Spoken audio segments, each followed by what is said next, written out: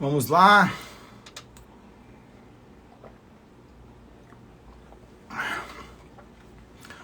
Muito bem, o pessoal vem chegando aí. Vamos aguardar a galera chegar. Sejam todos aí. O pessoal vai chegando. Boa noite, boa noite. O pessoal vai chegando aí. Boa noite, boa noite, boa noite. Então hoje aí, ó. Aí, ó, Gold Student chegando. A galera chegando devagarzinho. Pessoal, a única coisa que eu peço para vocês é compartilhar essa live aí com seus amigos, tá? Só clicar no aviãozinho que tá bem aqui, ó. Tem um aviãozinho bem aqui. Você compartilha com seus amigos para que a gente possa trazer mais pessoas aqui para nossa live. Segunda-feira, 15 de março, né? São exatamente 19h03, horário de Brasília. Boa noite, Kikete Geza, eu acho. Boa noite, Alencar. Boa noite, Emerson Sobral. Sejam bem-vindos. Vamos ver se o pessoal vem chegando aqui. Boa noite. Rosilene, minha aluna aí da turma de discursivas. Rosilene, seja bem-vinda, Rosilene. Vitor, meu amigo Rogério também da turma de discursivas chegando aí. A galera tá chegando devagarzinho. Boa noite, sejam bem-vindos. Tainã também, minha amiga de infância aí também. Olha aí o Pedrão. Pô, Pedrão, tá acompanhando da cadeia hoje, irmão? Fala aí. Boa noite, Danilo. Boa noite, boa noite, boa noite, Camila. Galera chegando aí devagarzinho. Sejam aí todos muito bem-vindos. Suheide, a Suheide aí, ó. Contadora da Assembleia Legislativa de Roraima. Trabalha no Legislativo. Olha aí, ó. Sabe muito de contabilidade pública, de orçamento público aí. Seja bem-vinda também. Galera, falem de onde vocês estão falando. Coloquem aí no chat aí. Pra que a galera se vê aí. O Eliseu também chegando na área. Sejam bem-vindos. Eu tô um pouco ofegante que eu acabei de chegar da minha corridinha aí. E aí, tô um pouco cansado.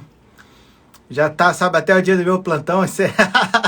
Boa noite, Ariana. Lopes Ezequiel. Suede, que isso, Suede? Você sabe muito. Reconhecimento aí do seu esforço. Camila, minha aluna aí da turma de contabilidade lá do primeiro plano. Santa Auditora também na área. Sejam bem-vindos, todo mundo bem-vindo. Pessoal, então hoje nós tivemos aí a publicação, né, da famigerada PEC emergencial. Foi promulgada então pela mesa da Câmara e do Senado no dia de hoje, né?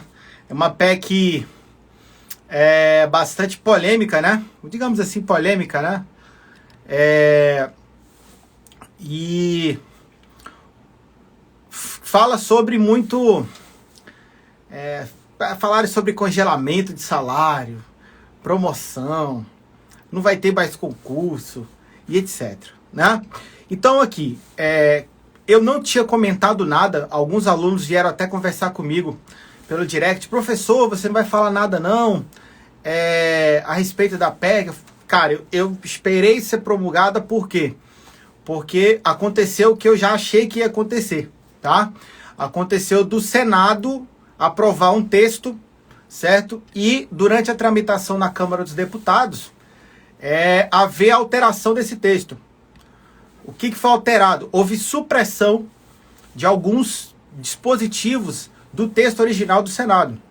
E aqui pese, né, galera que estuda aí processo legislativo, sabe que, né, em regra, se houver alteração na casa revisora, deverá voltar na casa iniciadora. A doutrina majoritária, né, do processo legislativo, do direito constitucional, entende que quando houver supressão de conteúdo, não haveria necessidade de voltar para a Câmara, o Senado, para a casa iniciadora. Então, o fato da Câmara dos Deputados suprimir dispositivos dos textos original não significa que teria que voltar para o Senado. Se a Câmara tivesse incluído o texto, aí sim nós deveríamos ter uma nova apreciação pelo Senado Federal. Mas como houve supressão, isso significa o quê? Que a Câmara dos Deputados concorda com o texto do Senado e apenas retirou alguns dispositivos. Então, até aí, tudo tranquilo. E aí, como eu imaginei que poderia haver alteração do texto original, né, da proposta original lá no Senado, eu esperei, então, ser aprovada nas duas casas e ser promulgada para fazer essa análise. O que é basicamente que a PEC 186, né, de 2019, agora a atual Emenda Constitucional 109 de 2021, o que ela fez? Ela incluiu diversos artigos que tratam especificamente do regime de calamidade pública, né, do 167B, 167C até o 167G, alterou o conteúdo da Lei de Diretrizes Orçamentárias. Isso aí é importantíssimo para fins de concurso. Então, o artigo 165, parágrafo 2º, foi alterado, né? Então, agora, aquele texto que a gente decorava, né? A metas e prioridades, despesa de capital, exercício subsequente, houve uma pequena alteração, tá? A pequena mesmo. E trouxe para o status constitucional, que isso sim é uma coisa interessante, alguns dispositivos, alguns gatilhos de gasto público que antes estavam na Lei de Responsabilidade Fiscal e trouxe um mecanismo de apuração diferente. Como assim, Vinícius? Lá na Lei de Responsabilidade Fiscal, os meus alunos que já estudam comigo, ou estudam com o Sérgio Mendes, que é um professor brilhante, ou outro professor, Marcel Guimarães, por exemplo, que é o meu amigo pessoal e também muito fera, sabe que existe um gatilho de gasto público especificamente referente ao endividamento e à despesa com o pessoal, né? Você estuda lá a Lei de Responsabilidade Fiscal, cada poder, cada ente federativo, né, cada esfera vai ter um limite baseado na receita corrente líquida. E agora, essa emenda 109 trouxe como base de cálculo não mais a receita corrente líquida. Agora nós temos dois gatilhos, um para a União, obrigatório, e outro voltado especificamente dentro da PEC do novo regime fiscal, da Emenda Constitucional 95. E ela foi alterada, que essa parte alterada da PEC, da Emenda Constitucional do novo regime fiscal, é que está sendo alardeada pela grande mídia, como congelou o salário do servidor público por 15 anos. A gente vai entender como é que funciona isso. Beleza? Pergunto para vocês estão me ouvindo bem? Vocês estão entendendo? Eu estou falando muito rápido. Essa não será uma live rápida. Eu espero que vocês fiquem até o final e que eu possa ajudar vocês a entender, principalmente do ponto de vista do concurso público, tá? Por favor, sem viés político, tá? Vamos lá fazer análise do ponto de vista técnico para concurso público e vamos tecer alguns comentários do ponto de vista técnico que às vezes não estão relacionados ao concurso público, tá? Não estão relacionados ao concurso público, mas que podem ser relevantes para vocês entenderem, por exemplo, quando se fala em finanças públicas e etc. Beleza? Se vocês tiverem alguma dúvida, vocês podem colocar aí aqui no chat, tá? Que eu vou estar respondendo todas as dúvidas e sobe o coraçãozinho aí no like, beleza? Deixa eu tomar minha água aqui, que essa corridinha deu sede. Ó, vocês estão conseguindo enxergar aí o texto da PEC? Vocês conseguiram enxergar? Senão eu tento aproximar um pouco aqui meu monitor e aí vocês conseguem ver, tá? Deixa eu trazer um pouquinho para cá. Deixa eu colocar isso aqui para cá. Eu vou trazer um pouco o meu monitor mais para próximo, mais para perto. E aí a gente consegue conversar melhor. Pera aí, deixa eu só puxar ele um pouquinho para cá. Pronto. Vocês estão conseguindo ver aí ou não? Tá bom, né? Dá para vocês verem aí, né? Essa água tá com cor avinhada. Ainda não, o vinho tá botando lá. Ó, então tá aqui, pessoal. Essa daqui, tá? É a nossa Emenda Constitucional 109. Deixa eu pegar aqui meu monitor, meu mouse. Aí, beleza. Bom, primeira alteração que ela faz, ela institui o artigo 29A, tá? Tá aqui, ó. O total da despesa do Poder Legislativo Municipal. Então, nós estamos falando específico. Deixa eu colocar para cá que é melhor, tá? Acho que aqui é melhor. Aí, ó, pronto. Aqui ele fala do Poder Legislativo Municipal. Poder Legislativo Municipal, incluído o subsídio dos vereadores, demais gastos com inativo e pensionista. Então, ele estabelece uma regrinha importante para o Legislativo Municipal. Não poderá ultrapassar os seguintes percentuais relativa ao somatório da receita tributária e das transferências constitucionais. Então veja que antigamente, deixa eu voltar para mim agora, aqui, né? Tá? Antigamente você tinha um teto para o legislativo. E agora o artigo 29A da Constituição estabeleceu um novo teto para o legislativo municipal. Então o somatório de gastos do Poder Legislativo Municipal não pode exceder o somatório, né, ultrapassar os percentuais relativos ao somatório da receita tributária e das transferências obrigatórias. A Constituição estabeleceu um teto de gastos para o Legislativo Municipal. Vinícius, e aquele lá da Lei de Responsabilidade Fiscal, alterou? Não. Lá na responsabilidade fiscal nós temos a despesa com pessoal. Aqui, lá na LRF, aqui nós temos um aspecto constitucional. Então, aquele da LRF não foi alterado. Agora nós temos um novo teto de gastos com pessoal inativo, pensionista e vereadores. Preste atenção. Olha só. O total da despesa do legislativo. O total da despesa aqui não inclui o quê? Só pessoal. Aqui estou falando pessoal, despesa de custeio, despesa de capital. Estou falando todo o poder legislativo tem um teto. Lá na LRF tem um teto para despesa com pessoal. Só que agora a Constituição estabeleceu um teto geral. Beleza? Então esse é o primeiro ponto, tá?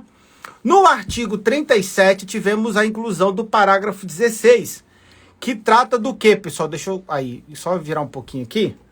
Aí, beleza, assim. Os órgãos de entidade de administração pública, individual e conjuntamente, devem realizar avaliação de políticas públicas, inclusive com divulgação do objeto a ser avaliado e dos resultados na forma da lei. Então, a partir dessa emenda à Constituição, nós temos, pessoal, uma obrigatoriedade, tá, de ter uma avaliação de políticas públicas de forma conjunta ou de forma individual, tá? De forma conjunta ou de forma individual, na forma da lei. Essas políticas públicas serão as estabelecidas aonde, Vinícius? Na própria lei orçamentária anual. Então, quem é que traz pra gente essas políticas públicas? A LOA, certo? A LOA. Então, nós temos aí, né, uma obrigatoriedade da avaliação em conjunto ou individual dessas políticas públicas na forma da lei, né? E essas políticas públicas estarão previstas lá na lei orçamentária anual. Tudo bem? Tudo bem, pessoal? Beleza?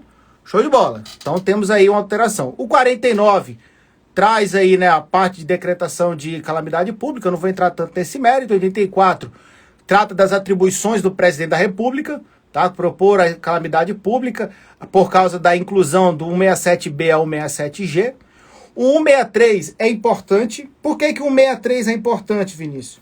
No artigo 63 nós temos sobre finanças públicas e trata sobre a lei complementar e instituiu o inciso 8º, que diz que uma lei complementar vai dispor sobre sustentabilidade da dívida. Gente, essa lei ainda não foi emitida, né? Mas vai ter uma lei aí, provavelmente será estabelecida aí, tá? O 64A, né? O 64 fala da emissão de moeda e tal, e beleza. Aqui entra o que é importante. Prestem bastante atenção, tá? Ó, o artigo 65, parágrafo 2º, trata do texto da Lei de Diretrizes Orçamentárias. A LDO compreenderá metas e prioridades da administração pública federal. Isso não foi alterado, mas aí ele colocou o seguinte, ó. Estabelecerá as diretrizes da política fiscal, meta e a trajetória sustentável da dívida. Então a LDO agora vai estabelecer regras sobre a dívida pública, diretrizes para a dívida pública. Galera, a LDO não deixou de tratar sobre a orientação da LOA. O que a LDO saiu da LDO? Lembra que ela falava assim, ó, metas e prioridades para a administração pública, incluindo as despesas de capital para o exercício seguinte. Lembra disso? E isso foi retirado e agora Ao invés de falar despesa de capital para o exercício seguinte, a LDO vai tratar sobre diretrizes da sustentabilidade da dívida pública. Essa PEC, ela foi proposta em resposta ao aumento do endividamento em decorrência da situação da pandemia, de calamidade pública. O governo federal emitiu muita dívida pública para custeio de ações na pandemia, certo? Na pandemia. E, em razão disso, né, o aumento do endividamento em relação ao PIB já está em 90%. Então, ou seja, hoje a dívida pública representa 90% do PIB. E essa proposta de emenda, que agora é uma emenda constitucional, visa combater exatamente esse ponto. O aumento do endividamento e trazer esse endividamento de forma sustentável. Então, numa eventual prova discursiva de concurso, olha aí o lance que você vai ter que trabalhar. Qual é o escopo da emenda 109? Estabelecer regras que mantenham as contas públicas e o gasto público controlado, bem como mantenha um endividamento sustentável. O governo não se endivide mais, beleza? Vamos voltar aqui para a análise do texto então, ó. Vamos lá. Olha aí. Orientará a elaboração da LOA, né? Disporá sobre alterações na legislação tributária, estabelecerá a política de aplicação financeira oficial de fomento. Então veja que não mudou muito, né? O que aconteceu, tá? O que aconteceu? Só incluiu, então, vocês vão levar para a prova, que a LDO, a partir de agora, vai tratar também das diretrizes para o endividamento público, a sustentabilidade do endividamento público, beleza? Gold Student, professor, onde acha o texto? Não achei no site do Planalto, você vai encontrar no site da Câmara, tá? Lá no site da Câmara, trata lá do processo legislativo, você vai encontrar a redação final da PEC 168. Deve aparecer na Constituição Federal, lá no site do Planalto, já amanhã, tá bom? Ela foi promulgada hoje, amanhã já deve estar atualizada a Constituição. Beleza? Então, o primeiro ponto que eu quero que vocês destaquem no material de vocês para fim de concurso, a atualização do conteúdo da LDO, tá? Então, artigo 65, parágrafo 2º. Nós temos o parágrafo 16, tá? Que foi instituída uma nova redação. As leis que tratam esse artigo devem observar, no que couber, os resultados do monitoramento da avaliação de políticas públicas, lá no 16 do artigo 37. Então, veja, o PPA, a LDO e a LOA vão ter que tratar da avaliação de políticas públicas, tá? Então, mais uma atribuição prevista aí nas leis orçamentárias, a avaliação e monitoramento das políticas públicas previstas lá no parágrafo 16, beleza? Artigo 67, o que é que trata o artigo 167 da Constituição? O artigo 67 trata das vedações em matéria orçamentária. Lembra que a gente falava lá, é vedado isso, vedações. E tem um monte de princípio lá. E nós tivemos uma alteração, tá?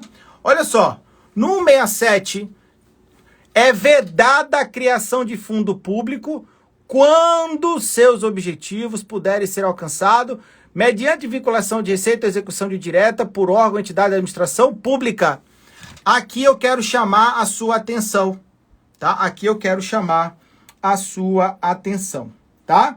O artigo 167, tá? O artigo 167 não tinha esse parágrafo 14. Então, esse inciso 14. Esse inciso 14 foi inserido com a emenda 109. O que é que ele veda? Uma das frentes que justificaram, tá? Uma das frentes que justificou, né? Uma das frentes que justificou a emenda 109 foi o quê? A utilização do superávit dos fundos para a cobertura da dívida. O que é um fundo, Vinícius? O fundo, ele pode ter natureza financeira e contábil. A gente trata isso lá quando cai em edital de concurso público, a gente fala dos fundos, né? Os fundos especiais. O governo pode criar um fundo, que é o quê? Como se fosse uma poupancinha, entre aspas, tá? Para custear determinada coisa. Então, eu vou criar o Fundo Nacional de Segurança Pública, certo? Então, para que serve esse fundo? Ele vai servir para custear, para bancar certas atividades da área de segurança pública, Beleza? O que acontecia? O problema é que quando você cria um fundo, o dinheiro que você alocar nesse fundo só pode ser gasto com aquele fundo, com o objeto da criação do fundo. Então, se eu crio um Fundo Nacional de Segurança Pública, eu só posso gastar o dinheiro com segurança pública. O que acontece? Que aí é onde entra esse inciso e uma outra frente que deu origem a essa PEC. Existem fundos criados, às vezes fundos criados na década de 30, 40, 50, que estão vigentes até hoje, e eles são o quê? Superavitários. O que é um fundo superavitário? Arrecada-se mais do que se gasta nesse fundo. Então eu gasto 100, vamos supor que eu gasto 100 mil por ano com um fundo de segurança pública, mas ele arrecada 200 mil. Entenderam? Vocês estão entendendo o que eu tô falando, pessoal? Coloca pra mim aí, vocês estão entendendo o que eu tô falando. Isso é um superávit. Eu tô direcionando 200 mil reais para um fundo, mas eu só tô gastando 100 mil. Ou seja, quando eu vou apurar o resultado desse fundo, esse fundo tá superavitário. Tá sobrando dinheiro no fundo de segurança pública. Eu tô dando um exemplo aqui. O problema é, tá sobrando dinheiro para o Fundo Nacional de Segurança Pública e tá faltando dinheiro para gastar com auxílio emergencial, tá faltando dinheiro para comprar equipamento na saúde pública, tá faltando dinheiro para investir em outra coisa. Só que eu não posso pegar essa sobra de dinheiro do Fundo de Segurança Pública e aplicar outra coisa. Por quê? Porque isso é um recurso legalmente vinculado. Aí eu puxo lá na Lei de Responsabilidade Fiscal. Né? Lá na Lei de Responsabilidade Fiscal fala o quê, pessoal? Que os recursos legalmente vinculados só poderão ser utilizados com o objeto no qual eles foram vinculados, independentemente de quando forem arrecadados. Então, se o recurso está vinculado ao Fundo de Segurança Pública, eu não posso gastar com saúde, mesmo que a saúde esteja precisando. Porque a lei que criou aquele fundo vinculou uma determinada receita de contribuição para aquele fundo. Aí o que a PEC, a Emenda Constitucional 109 fez?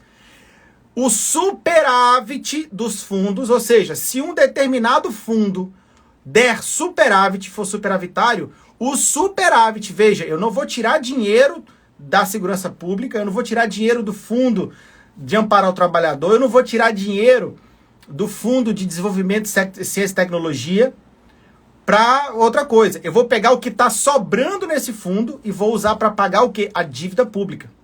Então essa PEC faz o quê?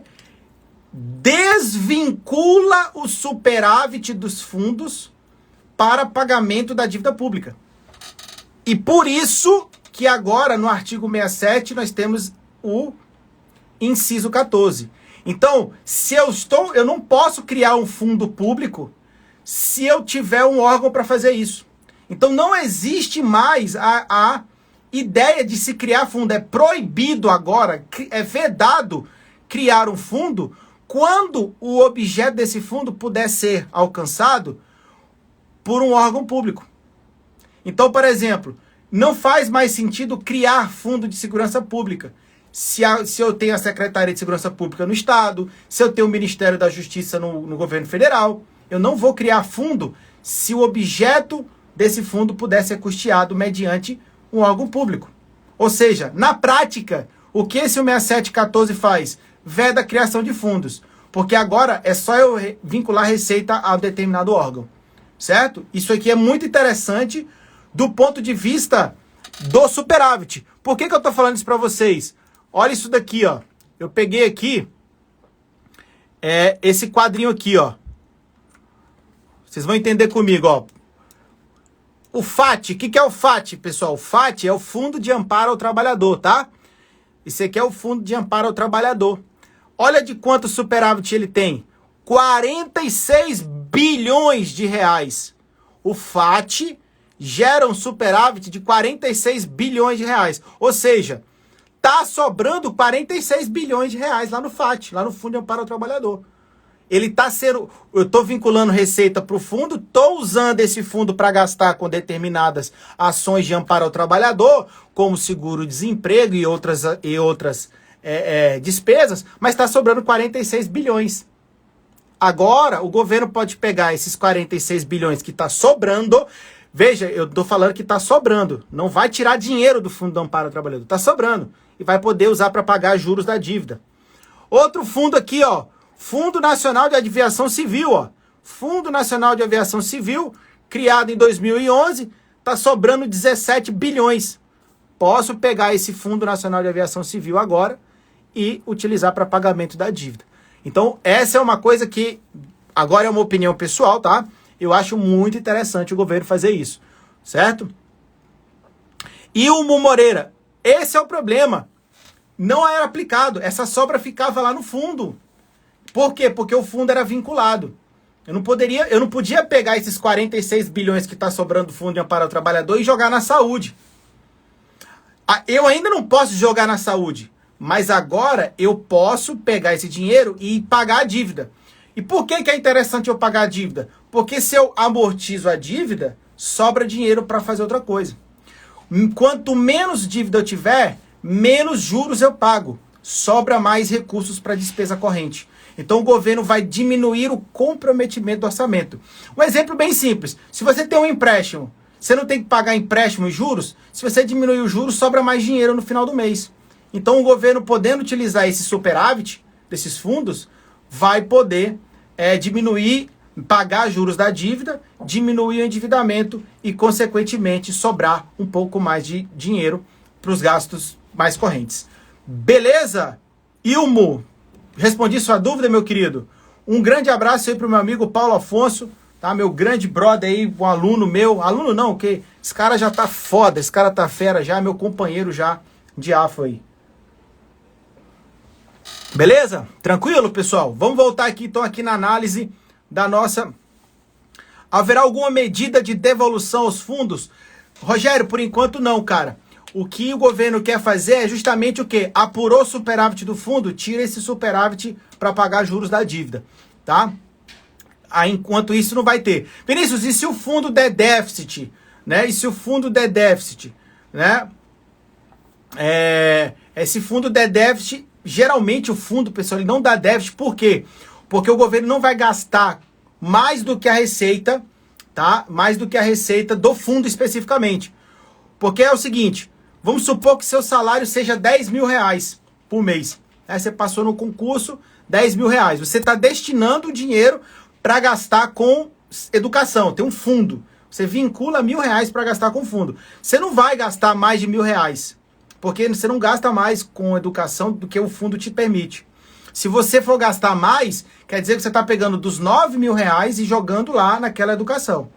Então, geralmente, o fundo não dá déficit. É mais fácil o fundo gerar o quê? Um superávit. E o superávit vai ser utilizado. Tá bom? Então, assim, em tese, o que se permite agora é pegar o superávit. Como é que isso vai ajudar a população?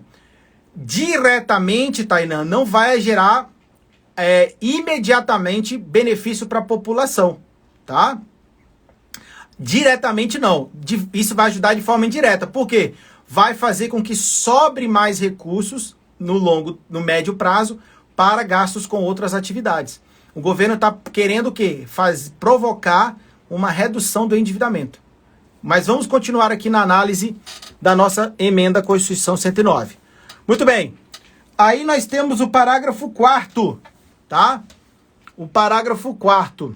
Beleza? O parágrafo 4º. Show de bola? No parágrafo 4º, tá? Ele fala, é permitida a vinculação das receitas, tá? Que se refere ao artigo 65, o 55, 56, 57, 58, para pagamento de débito e prestado em conta garantia. Isso daqui foi, né, a parte ali que trata sobre a vinculação de receitas, tá? Mas de boa, bem tranquilo. Para fins de apuração ao termo do exercício financeiro, do limite que trata do inciso 3 do caput desse artigo. O que é esse inciso 3 aqui, ó? Esse inciso 3, pessoal, ele trata especificamente da regra de ouro, tá? Então, ó, para fins de apuração ao término do exercício financeiro, para a apuração da regra de ouro, tá? O que ele fala? Né? Ele diz lá, ó, as receitas de operação de crédito efetuadas no contexto da gestão da dívida pública mobiliária. O que é a dívida pública mobiliária? São os títulos da dívida, tá? Então, ó, as receitas de operação de crédito no contexto da dívida mobiliária somente serão consideradas no exercício em que for realizada a respectiva despesa. Quer dizer o quê? Qual é o efeito prático disso? O governo emitiu o título da dívida, vendeu o título da dívida, pegou o dinheiro da dívida pública, certo? Emitiu o título e arrecadou receita de operação de crédito. Aquela receita arrecadada só vai ser computada para fins da regra de ouro no exercício em que ela for gasta, não no exercício que ela for arrecadada.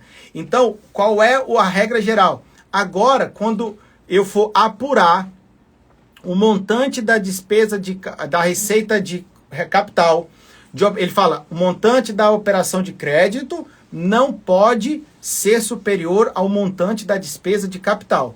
Isso é a regra de ouro, certo? Ou seja, o governo não pode financiar a despesa corrente com empréstimo. A regra geral, a ideia da regra de ouro é essa.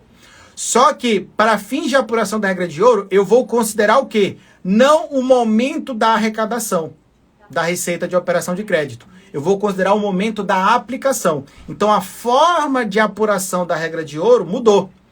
Eu não olho mais para a regra de ouro do ponto de vista da arrecadação, mas do ponto de vista da aplicação, no caso da dívida pública mobiliária, que é aquela dívida pública oriundos de títulos da dívida pública.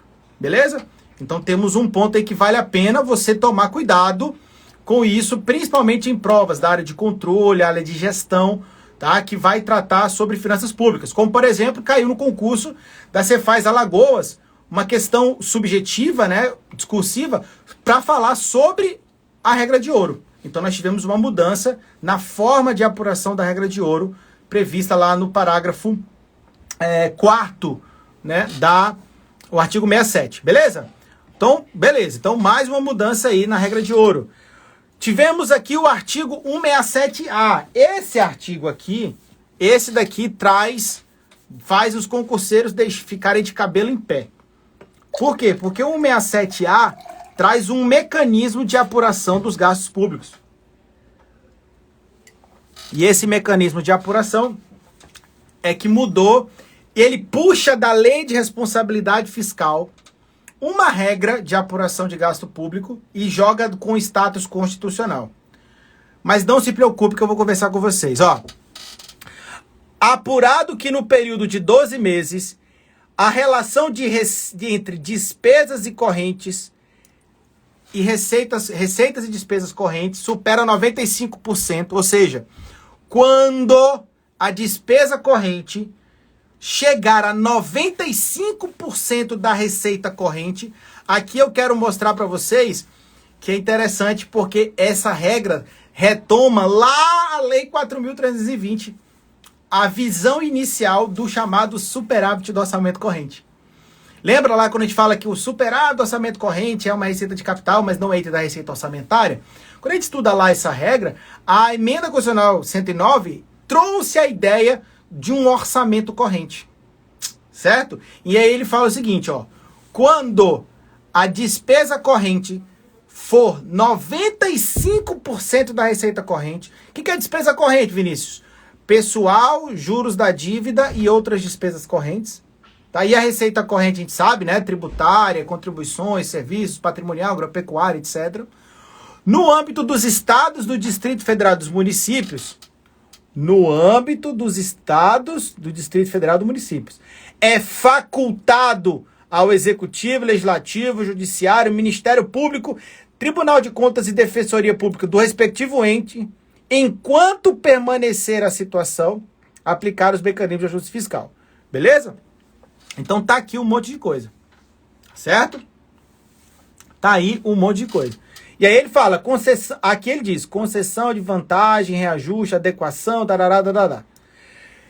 Esse é o ponto que eu quero tratar com vocês. Quando a gente fala, né, no caso da União, é obrigatório fazer isso. No caso dos estados, é facultado. Mas se o estado não fizer, ele tem punição. Então, na prática, vai ser feito. Certo? O que se busca aqui? Não comprometer receita corrente com muita despesa corrente. Se a despesa corrente chegar a 95% da receita corrente, isso significa o que na prática, Vinícius? Na prática, o governo vai ter que recorrer a receitas de capital para custear a despesa de capital. É isso que ele está falando para você. Olha, se a tua despesa corrente chegar muito grande, a ficar muito alta em relação à receita corrente, eu vou ter que buscar lá na receita de capital dinheiro para pagar investimentos, fazer obra pública, comprar material permanente, etc. Aí entra o problema. Porque o governo vai ter que se endividar. Porque qual é de onde vem a receita de capital? Ou ela vem do endividamento, de operações de crédito, ou ela vem de alienação de bens. Mas aí a lei de responsabilidade fiscal fala, é vedada a aplicação de receita de alienação de bens em receita corrente, em despesa corrente, desculpa, salvo o regime de previdência, né? E eu não posso, então, vender uma estatal ou vender viaturas que estão velhas, móveis, etc., para pagar juros da dívida. Eu posso amortizar a dívida, mas juros eu não posso pagar. Eu não posso vender uma estatal, vender um patrimônio público para custear despesa de luz, servidor, remuneração. Não posso fazer isso. Então, qual é a ideia disso aqui?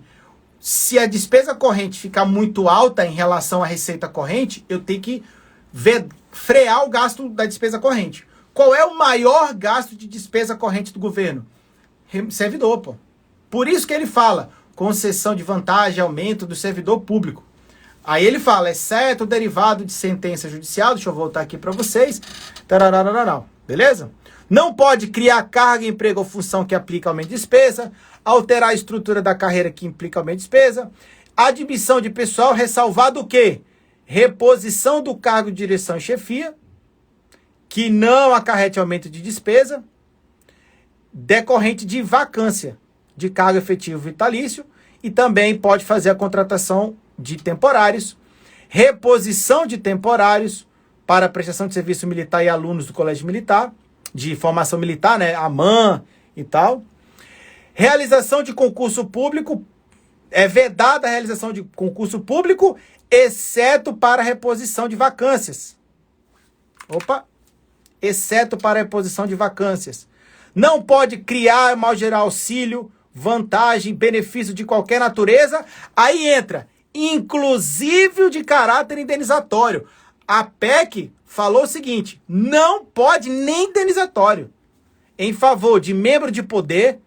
Quem é membro de poder, Vinícius? Presidente, deputado, senador, juiz, ministro, promotor, defensor público, tá? Servidores, empregados públicos e militares, ou ainda de seus dependentes, exceto o derivado de sentença judicial ou determinação anterior à aplicação das medidas que trata esse artigo.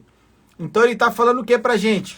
Se a despesa corrente chegar a 95% da receita corrente, meu amigo, não pode conceder nada, nem indenizatório. Que é o que o Judiciário e o Ministério Público fazem muito, né? Manda por projeto de lei lá, auxílio moradia indenizatório, R$4.000. Meu amigo, agora com essa emenda da Constituição, nem isso pode mais. Professor, quase todos os entes federativos já atingem essa relação de 95%? Cara, da última vez que eu li, 13, acho que eram 13 ou 17 estados já estão nesse 95%. No governo federal, ainda não. A projeção, segundo o Ministério da Economia, é para 2024. Se mantiver o crescimento da despesa no governo federal, nós teremos em 2024. Já nos estados, né, 13, se não me falo, é 13 ou 17, não me lembro, acho que são 13 estados, 13 entes federados que já estão nesse percentual, certo? Mas veja, não proíbe concurso, eu posso fazer, mesmo que seja com vacância. Isso já estava, pessoal, a galera fica preocupada, né? Ah, não vai ter concurso, mas a lei complementar 173 já tinha previsto isso. Então agora, o que os legisladores fizeram? Colocaram na Constituição de forma permanente. Agora, toda vez que isso aconteceu, o Estado vai ter que falar, meu irmão, segura o gasto aí. E não pode conceder vantagem para ninguém, nem a título indenizatório. Então agora, o magistrado mandava lá projeto de lei para indenização, o promotor, o defensor, agora ninguém, meu irmão. Ninguém, nem deputado, nem senador, não se pode mais. Essa emenda alcança todo mundo, não só os meros mortais servidores públicos, tá bom? Beleza? Então nós temos aí. Não pode criar despesa obrigatória. O que é uma despesa obrigatória, Vinícius? Aquela que, derivada de lei. E aquela despesa obrigatória de caráter continuado, lá da Lei de Responsabilidade Fiscal, do artigo 17, lá também não pode.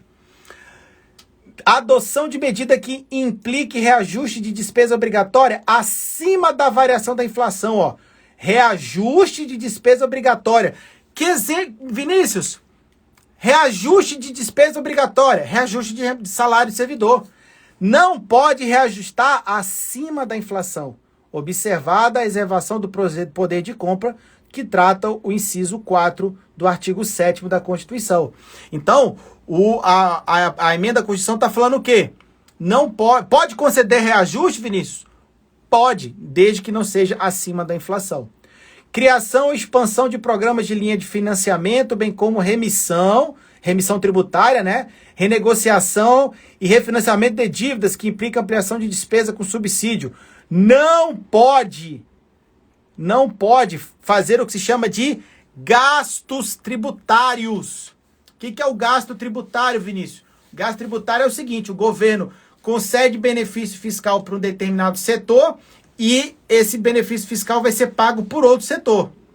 Então, o governo, essa aí, ó, mantém, não pode, né, fazer expansão desse gasto tributário, e a gente vai ver que a emenda ainda fez o seguinte, o governo, em 180 dias, a partir de hoje, vai ter que mandar um projeto de lei propondo uma redução de benefício fiscal progressiva para, no máximo, 2% do PIB. A gente está falando o quê? Que progressivamente o governo vai reduzir os benefícios fiscais ao longo dos anos para até 2% do PIB. Isso pode provocar um aumento de arrecadação de até 300 bilhões de reais no médio prazo. E isso em até 6 meses o governo vai ter que mandar. Nós vamos falar já já. Então, essa emenda à Constituição provoca o quê? Mostra a preocupação do governo em frear o gasto público, certo? Principalmente o gasto obrigatório corrente, e criar mecanismos para aumentar a receita, onerando, né, vamos dizer assim, desonerando ou desfazendo os benefícios fiscais. Que a gente sabe que nos últimos anos quem tem maior benefício fiscal são grandes empresas, né? A empresa deixava de pagar determinado tributo, depois ela entrava no refis e ficava pagando. Agora o governo vai buscar mecanismos para reduzir isso, tá? Os atuais penduricalhos já existem, o Correia, já existem. O Correia também, que é meu aluno aí do curso de discursiva. Os atuais, infelizmente, permanecem, tá? Não vai poder haver o quê? Expansão. Meu grande amigo Fábio Dark, olha aí, ó. Manda um abraço aí pra você, meu brother. Sigam esse cara aí, cara sabe muito de economia e finanças públicas, tá? O cara é fera. Professor, no caso não havia sequer reajuste pela inflação, esse poderia, porque ele fala aqui, ó. Aqui, ó. Cadê aqui? Ele fala aqui, né? Ó. Não pode adotar medidas que impliquem reajuste de despesa obrigatória, observada a preservação do poder aquisitivo no inciso 4 da Constituição. Opa, deixa eu mudar aqui para vocês, né, velho? Aí, ó. Então eu posso reajustar desde que não seja acima da inflação, ó. Acima da inflação é proibido. Mas aqui no inciso 1 ele não fala, Vinícius, que é proibido a qualquer título de vantagem, aumento, reajuste, tal. Veja que para manutenção do poder de compra, aqui, ó, conforme que é um direito social da Constituição, eu posso, tá? Não pode conceder ou ampliar incentivo, benefício de natureza tributária. Isso aqui é uma coisa interessantíssima, tá? Isso aqui é uma coisa interessantíssima. O governo tá ferrado. Porra, para que ele vai conceder benefício fiscal se o governo tá mal das pernas? Que foi uma coisa que aconteceu com o Rio de Janeiro. O Rio de Janeiro, mal das pernas, concedeu muito benefício fiscal, tanto benefício fiscal, ficou sem dinheiro para pagar os servidores. o impacto legislativo foi tão grande que tiveram que incluir na lei de improbidade administrativa lá um tópico que concessão de benefício fiscal sem os requisitos da LRF é improbidade administrativa. Então tá aqui, ó. Se o governo atingir 95%, se a despesa corrente chegar a 95% da receita corrente, não pode conceder benefício fiscal. E faz o maior sentido, porque o governo não pode deixar de arrecadar, pô. Então, mais um mecanismo de controle de gasto público aí, tá? Continuando aí, ó. Apurado que a despesa corrente supera 85%, tá? O chefe do Poder Executivo já pode implementar essas medidas, ó. Tá, ó. Se superar 85%, as medidas nele indicadas serão implementadas pelo Poder Executivo com vigência imediata, facultados os demais poderes implementados em seus respectivos âmbitos. Qual é o lance aqui, pessoal? Essas medidas, tá? Essas medidas, elas terão que ser analisadas, tá? Essas medidas terão que ser analisadas do ponto de vista, tá? Do quê? Do ponto de vista, ele vai implementar, vai enviar ao legislativo e o legislativo vai ter 180 dias para apreciar, certo? Então veja só, eu tenho um gatilho, a despesa corrente chegou a 95% da receita corrente, tem que implementar as medidas, ponto final, acabou. Obrigatório para a União, facultado para os estados e municípios. Chegou a 85%, o executivo pode já aplicar, mas ele vai ter que, essas medidas terão que ser apreciadas pelo Poder Legislativo em 180 dias. Beleza? Então, ó, eu tenho dois gatilhos. Eu tenho um de 85% que faculta ao executivo aplicar e o legislativo vai dizer se está valendo. E tem um outro, chegou a 95, tem que aplicar e acabou. Beleza? Então eu tenho duas, deixa eu só colocar aqui, ó. Eu tenho duas aqui, tá? Duas, como é que fala? Dois tetos, beleza? Show de bola. Vamos lá, ó. Ó, o ato de que tratam em parágrafo 1º será submetido com regime de urgência ao legislativo e ele vai perder eficácia quando não for 180 dias. Por isso que eu tô falando, ó. Tá? Se ele for, o executivo vai aplicar, tá? Vai aplicar essas medidas e se em 180 dias o legislativo tenha para apreciar. Se ele não apreciar, essas medidas perdem validade. Tá? Beleza? Então, ó, ele perde a eficácia, reconhecida a validade dos atos, se em 180 dias o legislativo não apurar. Vinícius, essa apuração da despesa corrente, como será feita? Por cada poder federativo, qual a periodicidade? Boa pergunta, será feita bimestralmente, tá? A apuração será feita bimestralmente, provavelmente no relatório resumido da execução orçamentária, tá? Golden Student. Vai ser de forma bimestral lá no REL, no relatório resumido da execução orçamentária. Beleza? Show de bola? Professor, a tabela de progressão fica bloqueada? Não. Esse dispositivo, Emerson, foi retirado na Câmara dos Deputados, tá? Então, não vai poder fazer o aumento de salário. Tô falando aumento de salário. Aumento, fazer concurso acima da reposição, não pode.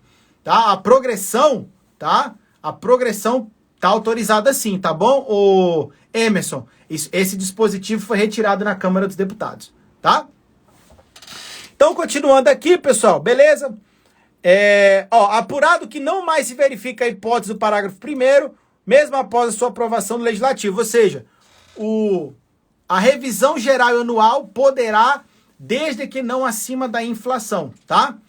Para garantir poder de compra, conforme previsto lá nos direitos sociais, no artigo 7º da Constituição, tá, Ilmo? A emenda constitucional permite isso, tá bom? Para garantir o poder de compra, conforme é um direito social do servidor, tá bom? Beleza? Então, vamos lá, ó.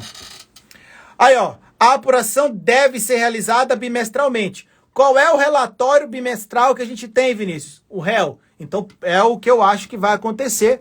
Vai ser publicado essa apuração, né, do percentual da despesa corrente em relação à receita corrente, vai ser feita no relatório resumido da execução orçamentária, beleza? Aí tem aqui, as disposições não constituem obrigação de pagamento futuro, não revogam, dispensam, suspendam cumprimento de dispositivos constitucionais e legais que dispõem sobre matéria fiscal limite máximo de despesa. Olha, isso aqui é importante, ó. Esses dispositivos não revogam nada do que se fala lá na Lei de Responsabilidade Fiscal, tá? Beleza? Aqui no meu estado são 8 anos sem ajuste. Essa perda poderá ser dada pelo governador? Pode, desde que não ultrapasse a inflação, tá? Pode no limite da inflação. Um beijão para minha mãe que está acompanhando aí, mãe coruja. Ó, ocorrendo hipótese do caput desse artigo, até que todas as medidas previstas tenham sido adotadas por todos os poderes e órgãos mencionados, é vedada. Então, enquanto não tiver adotado essas medidas, não se pode conceder garantia ao ente e não pode autorizar a operação de crédito, ressalvado o financiamento, aqui do projeto específico na forma de operações típicas das agências de fomento. O que ele está falando aqui, pessoal? Aquilo que eu falei. O Estado, o município, ele é obrigado a adotar essas medidas quando chegar a 95%? Não, não é obrigado. É obrigatório a União fazer isso. O Estado e o município é facultativo. Mas, se ele não fizer, a União não vai autorizar a operação de crédito e também não vai conceder garantias. Então, o Estado que não adotar essas medidas, ele não vai poder ter garantia da União e nem vai poder ter aval para contratação de empréstimo. É isso o que a emenda constitucional fala. Então, veja, para efeito de prova, falando de concurso, se o Estado de São Paulo tiver 95% da receita corrente comprometido com despesa corrente, ele deve adotar essas medidas de contenção? Não, ele pode adotar. É facultativo aos estados e municípios. É obrigatório apenas para a União. Beleza? Tranquilo. 167B. A partir daqui nós temos deixa eu mostrar para vocês, né?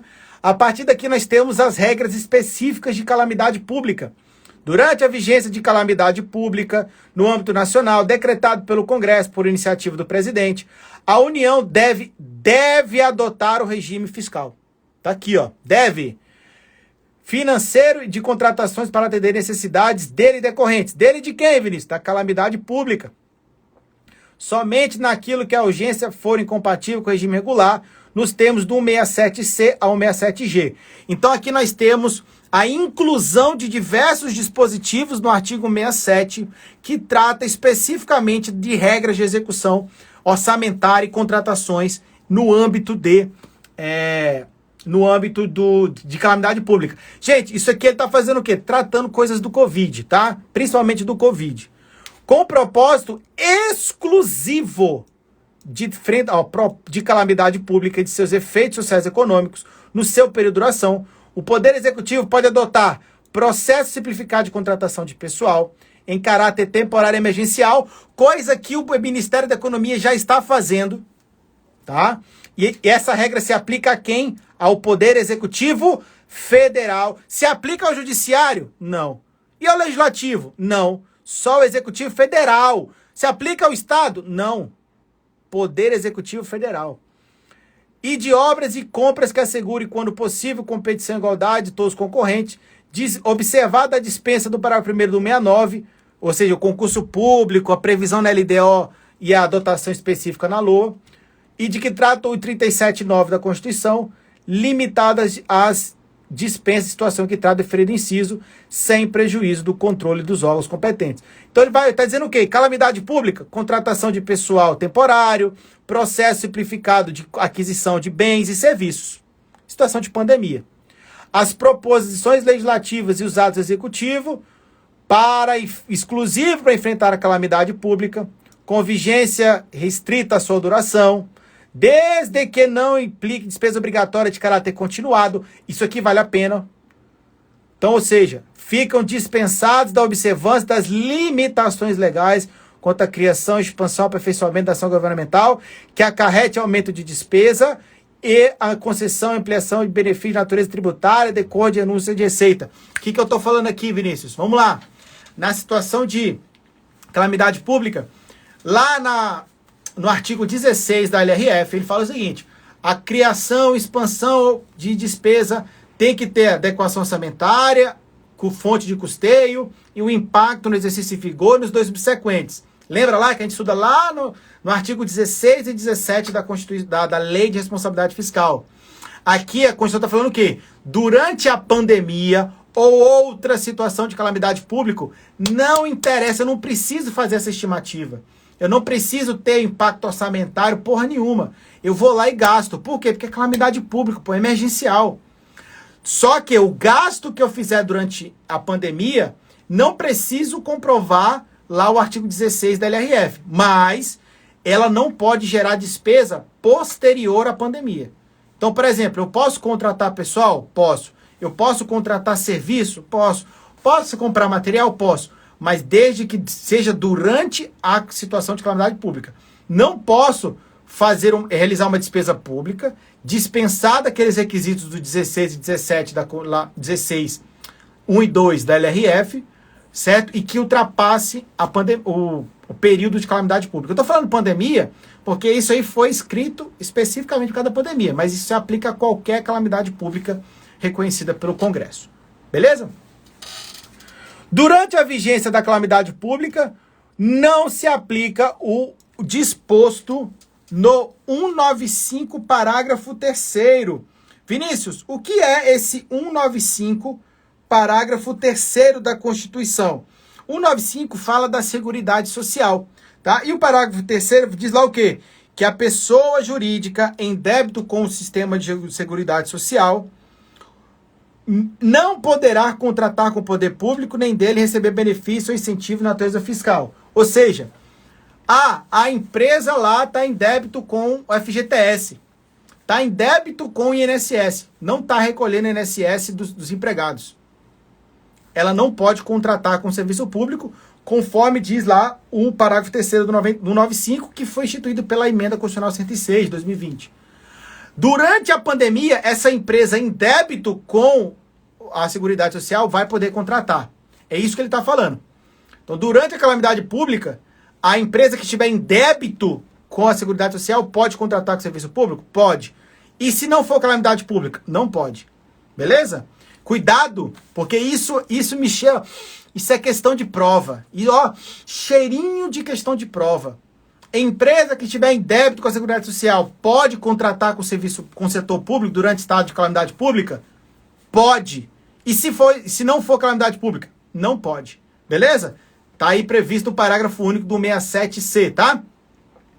Vamos lá, cheirinho de prova. O 67E fica dispensada durante a integralidade do exercício financeiro em que vigora a calamidade pública a observância do 167.3 da Constituição. O que é 167.3, Vinícius? A regra de ouro. Então, no exercício que tiver na calamidade pública, não precisa ser observada a regra de ouro, tá? Outra regrinha aí com cheirinho de prova. Regra de ouro não é observada durante o exercício financeiro que vigorar a calamidade pública. Olha só, a integralidade do exercício. Vale lembrar que a regra de ouro, ela é apurada, né? Pode ser apurada no réu quanto no RGF, especificamente no RGF.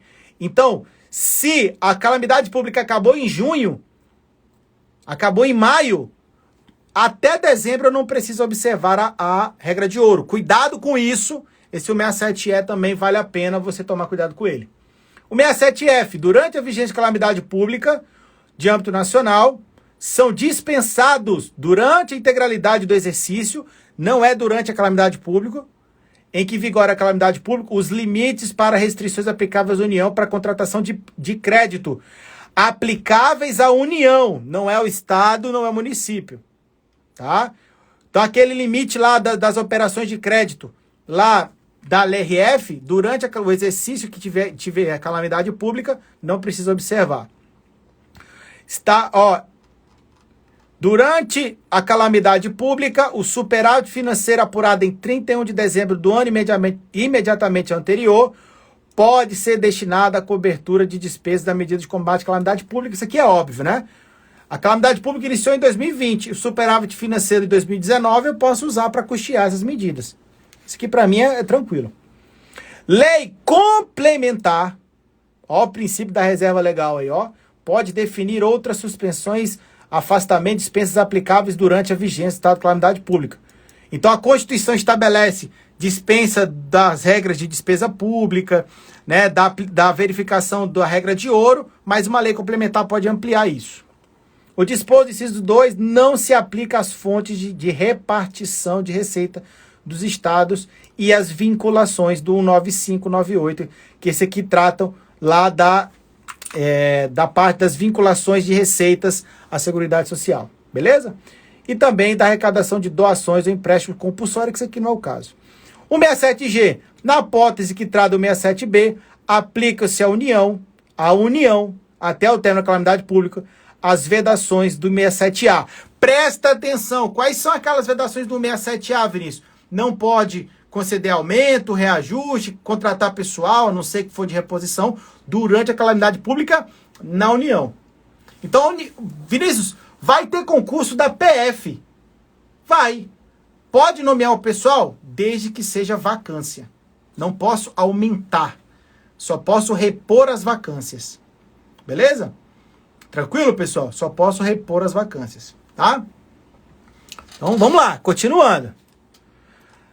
Na hipótese de medida de calamidade pública, com vigência e efeitos não ultrapassam, não se aplicam as vedações aqui do 2479. Isso aqui são coisas específicas. Presta atenção no artigo 168 da Constituição. Do que é que trata 168, Vinícius? 168 fala lá dos recursos, né? Dos duodécimos, tá? Esse artigo 168 aqui, ó, trata dos duodécimos, tá bom? Cuidado, duodécimos vale a pena você dar uma olhada. É vedada a transferência a fundos de recursos financeiros oriundos de duodécimos. Então ele estabelece o que, pessoal? Ele estabelece a vedação de transferência a fundos duodécimo. Então, o duodécimo. O que é o duodécimo, Vinícius? Até o dia 20 de cada mês, o executivo vai ter que mandar para o legislativo o dinheiro que cabe ao legislativo, vai ter que mandar para o judiciário, Ministério Público, para a Defensoria Pública. Então, até o dia 20, né, quem arrecada os recursos é o executivo, certo? Tá? O executivo arrecada, mas o executivo tem que repassar para os outros poderes. Aí o que ele está falando? O executivo não pode repassar diretamente em fundos. Por quê? Porque eu estou querendo usar o superávit do fundo para pagar o endividamento público e juros. Então eu não posso transferir duodécimos diretamente em fundos. Eu tenho que transferir para o poder respectivo. Então cuidado com esse ponto aí, tá? O saldo financeiro decorrente de recursos entregues na forma do CAPT. Que recursos são esses, Vinícius? O duodécimo deve ser restituído ao Caixa Único ou terá seu valor deduzido nas parcelas decimais do exercício seguinte. Então, o saldo financeiro do duodécimo repassado deve ser restituído ao recurso único do Tesouro, tá? Beleza? Então, se eu fizer um repasse e não for gasto, deve ser restituído. Beleza? 169, o artigo 169 é importante, né? O 169 trata das despesas que não podem, né? Os limites de despesa. Ele traz uma nova redação. Esse NR aqui, ó, nova redação, tá? Ele fala, ó, a despesa com pessoal ativo e inativo não poderá exceder aos limites estabelecidos em lei complementar. E o texto hoje, Vinícius? Ele fala só em ativo e inativo. Ele incluiu o quê? Pensionista, certo? Então, o artigo 169 incluiu aqui o pensionista, que não estava antes. Beleza? Tranquilaço. Então, nós vimos aí, né, do ponto de vista orçamentário, mudanças impactantes no artigo 65 e no 67, que trata das vedações e trata em regras específicas decorrentes da calamidade pública, como no caso da pandemia. O Marco já botou aí, né, a carnificina comerá solto nas provas futuras. Às vezes nem tanto. Às vezes nem tanto, tá, Marcos? O negócio é você começar a se acostumar com os textos. Aí agora, entra o ponto que eu quero tratar com vocês, pra gente, a gente já tá com 1 hora de live, né? Olha que só que legal. Que eu quero tratar com vocês especificamente sobre sobre o ADCT e o novo regime fiscal. Aquele lance lá, vai congelar o salário dos servidores por 15 anos. Tá? Vamos ver como é que trata agora? Olha só. Vamos lá. O ato das disposições constitucionais transitórias passa a vigorar com as seguintes redações. Vamos lá. Os estados, Distrito Federal, municípios, isso aqui trata, né, das dívidas. Isso aqui não é tão importante para nós, para efeito de prova. O 109 vale a pena. Se verificado na aprovação da lei orçamentária que no âmbito das despesas sujeitas aos limites do artigo 107, a proporção da despesa primária obrigatória em relação à despesa primária total for superior a 95%, eu quero que você faça o seguinte, ó. Aqui eu estou falando da despesa primária obrigatória em relação à despesa primária total. Vamos lá. Primeira coisa, o que é uma despesa primária, Vinícius? Despesa primária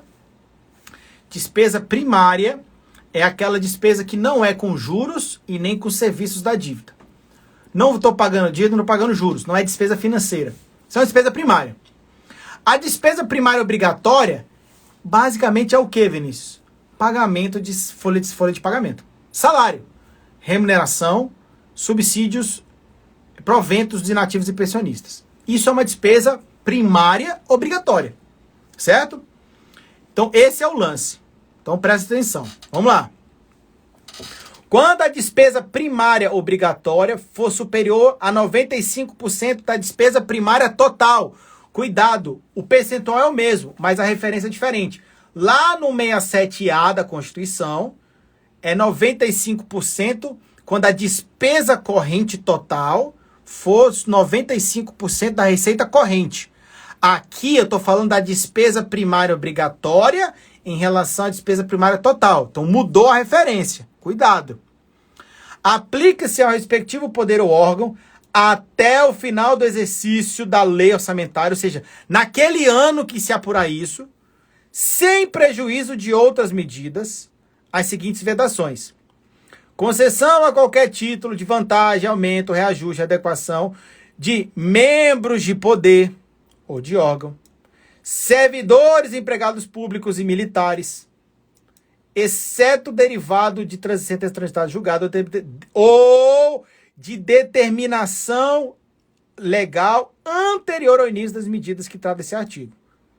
Então, a despesa primária total chegou a 95% da despesa primária, a despesa primária obrigatória chegou a despesa primária 95% da despesa primária total, não pode conceder reajuste, vantagem, aumento ou adequação de remuneração. A ninguém. Tá? Admissão ou contratação a qualquer título ressalvado. Veja que tem ressalva aqui, ó. Reposição de cargo chefia que não acarrete aumento de despesa. Reposição de vacância de cargo efetivo. E as contratações temporárias. Observe que é a mesma coisa que está lá no 67A. Então, pode fazer concurso? Pode, para reposição de vacância. Reposição de temporários de serviço militar e alunos de órgão de formação militar. Que isso aqui todo ano tem, né? Todo ano vai ter concurso para a escola de sargento, para academia militar, para a escola naval, academia da Força Aérea, escola de especialista, etc. Não pode criar ou majorar auxílio, vantagem, bônus, abonos, verba de representação, inclusive de cunho indenizatório, para ninguém, exceto derivado de sentença judicial transitada julgado ou de determinação legal anterior ao início da aplicação das medidas. Ou seja, aquilo que já foi criado permanece, mas não posso criar nada para ninguém enquanto vigorar esse 95%. Tá?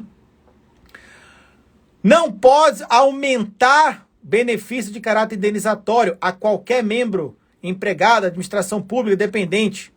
Ou seja, não pode aumentar auxílio alimentação, diária, tudo que é indenizatório não pode aqui eu estou falando em aumento. Então não pode conceder e não pode aumentar. Beleza? As vedações dos incisos 1, 3 e 6. Qual é 1, 3 e 6, Vinícius? Vamos lá. 1, qualquer vantagem. Tá? O 3 está lá e já está lá e o 6 aqui, de indenização. Tá? Quando acionadas as vedações para qualquer órgão, tá? Aplicam-se ao conjunto de órgãos referido em cada inciso. Quer dizer o quê? Se a Câmara dos Deputados chegou nisso, a vedação se aplica ao Senado. Se a vedação chegou lá ao Superior Tribunal de Justiça, aplica-se aos demais órgãos do Judiciário. É isso que ele está falando. É no âmbito dos órgãos, né? No conjunto dos órgãos do poder. É isso que ele está falando para a gente.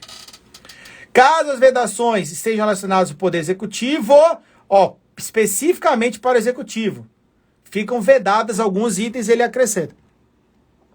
Tá? Já explico aí, Golden Student, tá? No caso das vedações de que trata o cabo desse artigo sejam acionadas, fica vedada a revisão geral do inciso 10 do 37. Presta atenção. Se chegar isso aqui, nem o reajuste geral pode mais. Então, peraí. Aproveitando a deixa aí do Golden Student. Vinícius, qual a diferença do 67A para isso aqui? Isso aqui é o novo regime fiscal. Isso aqui aplica-se a todo mundo, independentemente. O 167A é uma especificidade da União, facultado aos demais entes. Entendeu, Golden Student? Beleza? Então, o 67A é obrigatório para a União, facultado para estados e municípios. O que está no ADCT é obrigatório para todo mundo. O que está no 67A, qual é a referência? O 67A é 95% da receita corrente com despesa corrente. Aqui é 95% da despesa primária obrigatória em relação à despesa primária total. Então, veja só, lá a referência é a receita corrente, no 67A. No ADCT é a despesa primária total. Então, muda a referência. Beleza? Qual é a mais severa, Vinícius? Qual é a mais impactante? Obviamente, da ADCT. Por quê? Porque a referência da ADCT é a despesa primária total. Então, quando 95% da despesa primária total for obrigatória, aplica-se isso aí no âmbito de todo mundo. União, Estado, DF, municípios. No 67A é 95% da receita corrente comprometida com despesa corrente. Então muda a referência, tá bom? Mais uma coisa que se fala, pode fazer concurso? Você viu que pode. Em reposição. Pode fazer concurso sim, tá? E aqui, né, observem que no âmbito do Poder Executivo, quero destacar isso, ó.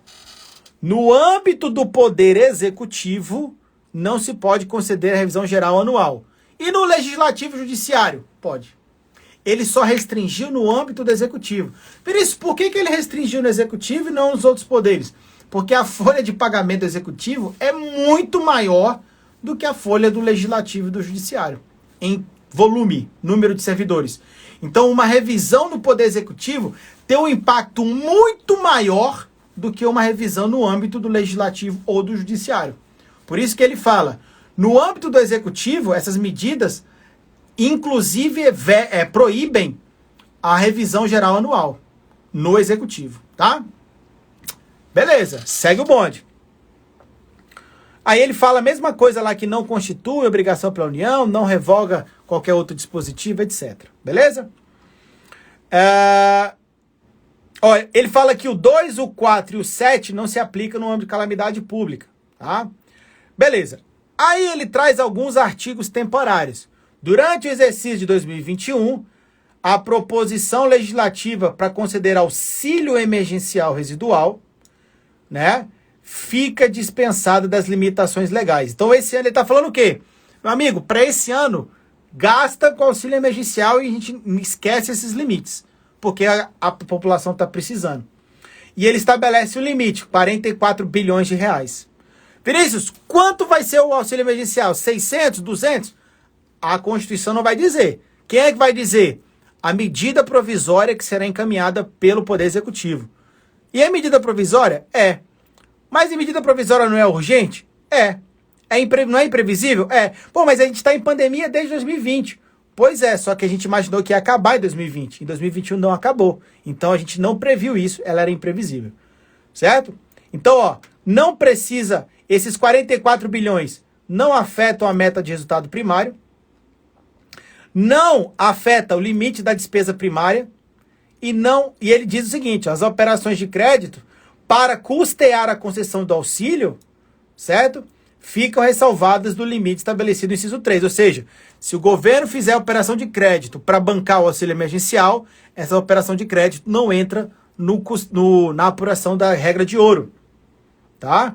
Ela deve ser atendida por meio de crédito extraordinário. Crédito extraordinário é aberto com medida provisória, né? Vocês já sabem isso, tá? E o disposto se aplica apenas à União, vedada a sua adoção pelos estados, municípios e DF. Beleza? O artigo 4º, que é interessante, ó, o presidente deve encaminhar até 6 meses após a promulgação. Então, a contar de hoje, ele tem 6 meses, ele tem que mandar o quê? O plano de redução gradual de incentivos fiscais de natureza tributária. Os benefícios tributários, né? Acompanhado das proposições legislativas e das estimativas do impacto financeiro. Para o exercício que forem encaminhadas, ou seja, para 2021, 10% vai ter que diminuir os benefícios fiscais em 2021, em termos anualizados, em relação a incentivos vigentes, de modo que esse montante, em até 8 anos, não seja maior que 2% do PIB. Isso aqui vale a pena. A emenda 109 está falando o quê? Ô, presidente, você tem que reduzir em 2021 10% dos benefícios fiscais. E até em 8 anos, esses benefícios têm que ser no máximo 2% do PIB. Então a referência dos incentivos fiscais vai ser o PIB agora, com a promulgação da emenda 109. Então, ou seja, o governo quer fazer o quê? Buscar mais fontes de arrecadação e reduzir o gasto público, principalmente a despesa primária obrigatória. Então a PEC tá vindo nesse sentido. Ela não proíbe concurso público, ela não proíbe contratação, ela não veda a aumento em 15 anos. Você viu que isso não acontece. Não, eu não li aqui. Você leu algum momento aqui comigo? Ah, tá vedado 15 anos. Por os próximos 15 exercícios financeiros, tá proibido concessão de aumento. Tá escrito em algum lugar? Não tá. A proibição vai acontecer quando? Quando 95% da despesa primária total for com despesa obrigatória. Nessa situação específica. Exatamente, ó. Então, de fato, a remuneração dos servidores executivos de todos os entes pode ficar congelada quando a despesa primária total for 95% da despesa primária total. A despesa primária obrigatória for 95%. Então, quando isso acontecer, é que eu não posso conceder aumento. Então, isso é um congelamento? Não. Isso é um congelamento quando isso acontecer.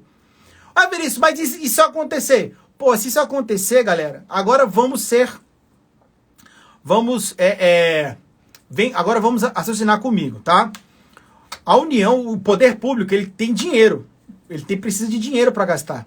Se a despesa primária obrigatória tá muito grande, 95% do total, quer dizer o quê? Que só está sobrando dinheiro para custear 5% de uma despesa primária discricionária. O que é uma despesa primária discricionária, Vinícius? Ah, eu quero conceder uma linha de financiamento, eu quero fazer uma política pública para aquele exercício, eu quero ampliar determinada situação. Se eu estou gastando com despesa obrigatória, está faltando dinheiro para gastar com outras despesas. Então eu estou dizendo o quê? Que se esses 95% chegar a esse nível, quer dizer que o governo está com a corda no pescoço. Eu não estou defendendo, por favor, eu não estou defendendo o governo A ou B, não, por favor. Eu estou sendo técnico. E de forma técnica, o governo está fazendo o quê? Está criando um gatilho para frear o gasto público e, em contrapartida, está dizendo o quê? Vamos buscar novas fontes de receita. É isso que o governo está fazendo. Essa PEC propicia isso. Ah, Vinícius, mas isso bota na conta do servidor público. Meu brother, onde que está o maior gasto maior gasto corrente primário do governo? Onde que o governo gasta mais? Onde é que é a maior despesa primária corrente? Servidor público, pô. Então é natural que o governo ataque a maior despesa primária corrente. O governo gasta mais, dentre as 3 despesas correntes, pessoal e encargos, juros da dívida e outras despesas correntes, o maior gasto ele é com pessoal e encargos. Então o governo está falando que, bicho, a gente gasta mais com isso. Se esse tem o maior impacto, a gente vai frear esse daqui. Em contrapartida, o governo está fazendo o quê? Vou pegar o superávit dos fundos, que segundo dados do IPEA, chega a 240 bilhões de superávit dos fundos acumulados. Vou pegar esse dinheiro e eu posso pagar minha dívida. Então o governo está fazendo o quê? Tentando quitar a dívida, ou amortizá-la, diminuir. Se eu amortizar a dívida, eu vou ter menos despesa corrente com juros da dívida. Certo? Ah, mas juros da dívida não é despesa primária, isso é despesa financeira. Eu sei, mas ela tem um impacto muito grande no financiamento da despesa pública. Certo? Se eu deixo de pagar juros da dívida, sobra dinheiro para pagar para outra coisa. Não é verdade? Se você quita uma dívida, se você tem lá um empréstimo e quitou esse empréstimo, sobra mais dinheiro no fim do mês. É natural, não é não? E outra coisa, essa regra do 95% da despesa primária total em relação à da despesa primária obrigatória em relação à despesa primária total é só durante o regime fiscal de 20 até 2036. Mas tem um ponto que não está sendo dito nessa emenda constitucional, que eu não falei ainda, mas que vale a pena falar, que é o quê? Que esse regime fiscal ele poderá ser revisto em 2026. Então, vamos supor que em 2026 as coisas estejam melhores, etc. O presidente da República pode revogar o regime fiscal. Então, pode ser que nem vigore até 2036, por mais 15 anos. Por isso que é 15 anos, porque o novo regime fiscal ele é vigente até 2036. Ele foi aprovado em 2016 por 20 anos até 2036. Então, o que ele está falando agora? A partir de agora, essas regras estão valendo. Mas em 2026, a própria emenda constitucional 95 autorizou. Entendeu? Então, em 2026, isso pode ser revisto. Certo? Então, cara, 15 anos, eu vou falar para vocês, 15 anos do Brasil é muito tempo, velho. 15 anos no Brasil, muita água passa debaixo da ponte. É muita coisa que pode acontecer. Ainda mais no Brasil. Bota aí 15 anos atrás. 2006. Como é que era o Brasil em 2006? Como é que o Brasil é hoje? 15 anos atrás. Cara, então assim, ai meu Deus, isso está sendo... Agora eu estou dizendo a minha opinião e estou dizendo opinião técnica. Não estou apoiando o Bolsonaro, nem Lula, nem ninguém. Estou falando opinião técnica. Isso daí é um gatilho interessante, mas que de forma prática vai afetar a União se continuar o mesmo patamar de crescimento da despesa corrente só em 2024. Alguns estados já vai alterar. Eu sei que vai, mas os estados que vão alterar, por exemplo, Rio de Janeiro, Rio Grande do Sul, são estados que estão falidos do ponto de vista financeiro, estão se recuperando. Por isso o regime de recuperação fiscal. Estão se recuperando das finanças públicas. Então não pode conceder aumento para o servidor se a situação financeira está ruim, pô. Pô, se uma empresa começa a aumentar o salário de seus funcionários, sem ter dinheiro em caixa, essa empresa quebra, ela vai fechar as portas. E o poder público, ele é uma empresa nesse ponto de vista. Não é porque é público, o governo imprime dinheiro. Não existe, imprimir dinheiro gera inflação. Então o governo tá buscando frear a parte fiscal, aumentar a receita pública para tentar equilibrar as contas E isso pode ser revisto daqui a 5 anos. Entendeu? Em 2026, esse regime pode ser revisto. Por isso que eu falo para vocês, não se aterem ao reajuste, não se ater a esse ponto, certo? O governo quer frear o gasto. Se isso vai funcionar ou não, a gente vai ter que esperar os resultados fiscais de 2021, 2022, 2023. 2022 vai ter eleição, pode ser que o presidente atual nem seja reeleito, entre outro, com outra cabeça. Teremos a renovação do Congresso Nacional, aí entram outros deputados com outra cabeça. Então são uma série de fatores que a gente pode falar assim, cara, não vai ter reajuste em 15 anos? Não sei. Se essa regra aparecer, não vai ter mesmo não. Mas então o que pode ser feito, Vinícius, para que essa regra não seja atingida? Controlar gasto público, certo? Controlar gasto público e verificar o gasto total, tá? Mas então existe a possibilidade do congelamento da remuneração dos servidores do Poder Executivo. Existe se chegar a 95% da despesa primária total, o gasto com o pessoal. Mas não estou falando de aumento, estou falando de reposição pela inflação. Na reposição pela inflação, o Golden Student, eu repor pela inflação, o gasto nominal aumenta. Esse é o problema. Então, se eu repor R$1, vamos supor que eu faça a reposição de R$10. R$10, estamos falando de R$10. Se eu conceder uma reposição de 10, aqui não é uma reposição. Sejamos justos, né? Não é uma reposição, tá? O que vai acontecer se eu conceder R$10, vai ter um impacto milionário na folha de pagamento. E esse impacto milionário aumenta a despesa primária obrigatória total. Golden Student, eu vou falar para você como técnico, tá? Que é uma coisa que você até comentou, né? Que queria que fosse técnico. Do ponto de vista técnico, o que aconteceu nos anos 2000? Nós tivemos exercícios com bons superávites primários. A lei de responsabilidade fiscal proporcionou, principalmente nos 10 primeiros anos, né, dela, né, até 2010, 2011, uma boa situação fiscal. O governo concedeu reajustes e aumentos salariais para diversas carreiras, certo? Eu me lembro que quando eu estudava, por exemplo, quando eu estava no Exército, o auditor fiscal ganhava R$9.000, o auditor fiscal da Receita Federal. Hoje já está ganhando 22 mil. Então nós estamos falando aí de mais de duas vezes o valor nominal, ele aumentou mais de 2 vezes. No caso do auditor fiscal. Se a gente pegar outras carreiras, como o judiciário, legislativo, o concurso Senado em 2008, o salário era R$6.000. Em 2012, R$6.000 em 2008. Um técnico ganhava R$6.000. Em 2012, o salário já era 12, 13 mil. Hoje, o inicial de um técnico legislativo do Senado é 18 mil. Então, ou seja, de 2008 para hoje, triplicou o salário do técnico do Senado. O mesmo se aplica aos analistas e consultores. Por favor, eu não estou dizendo que não deva ganhar isso ou que não merece. Não estou dizendo isso. Estou dizendo em valores nominais, tá?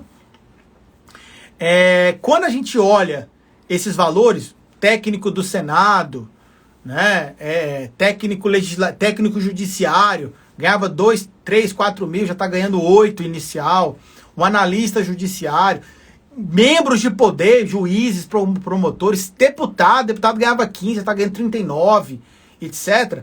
O que a gente viu? Houve um aumento muito grande da remuneração dos servidores públicos em 15, 16 anos. Vamos pegar de 2005 para cá, tá? 16 anos. Houve um aumento muito grande. Servidores começaram a ganhar o triplo do que ganhavam antes. O problema é que a Receita não acompanhou essa despesa. E agora está vindo a conta, certo?